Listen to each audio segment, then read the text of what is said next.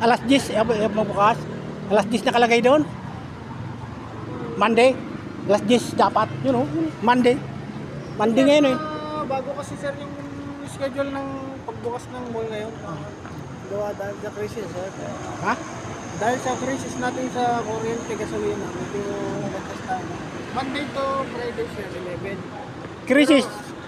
Krisis dahil ang namamahala sa gobyerno, mga abnormal, flood control, putang ina, bilyon ninakaw. Mga bakla kasi namamahala eh. Dawat mamuno dyan, si Trillanes, yung pumapatay. Wag kulong, dapat walang kulong, firing sa lunita. Pag ganyan, mga bakla na mamuno, pa-English lang, wala namang college degree. Ano si Bongbong? Tinignan ko yung ano, kahit tingnan mo sa cellphone mo, walang college degree si Bongbong. Wala akong cellphone, sir. Bawal lang yung cellphone. Walang college degree si Bongbong. Nag-enroll sa Europe, hindi nakagraduate. Tapos pa-English lang. Kaya ganyan. Kaya Cherwell Tulfo, popular. Wala din, nakagraduate sa UAE. Third year din. Kita ko dito yung mga record, tinignan ko, wala din parang graduate na yabang. Ngayon na lang, sir, nung lapit mo bukas. Wala isang oras, tapos na ang vlogging ko dyan.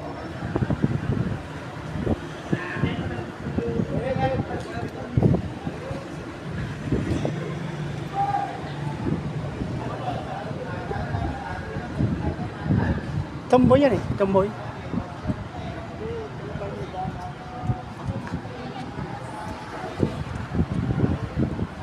Ganda ano, pwede pa na magsalita dyan? Pwede pa na magsalita dyan? Ha? Sir, Pwede magsalita dyan? video ba yan, sir? Oo, kanina pa yan. Kasi sayang basta naka-live yan, panunuorin yan. Sinasabi ko naman nandito ako sa SM, sundan nyo ako. Bawat 3 minutes, reset, automatic. So, sir, pag pasok mo doon, patay mo muna yung video mo. Paalam ko muna dun sa... Paalam mo na ako, diretso sa manager. Huwag ka video doon agad-agad na... Bawal. Kailangan magpaalam. Manager, third floor. Third floor manager.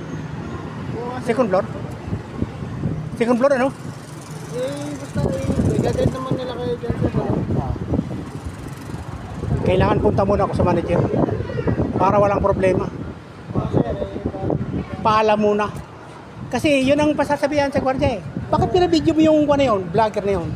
Walang paalam yun Trespassing yun Kaya nga, sir, patay mo muna yung video. Yan, yun ko na. Time na. Yun ko na ngayon.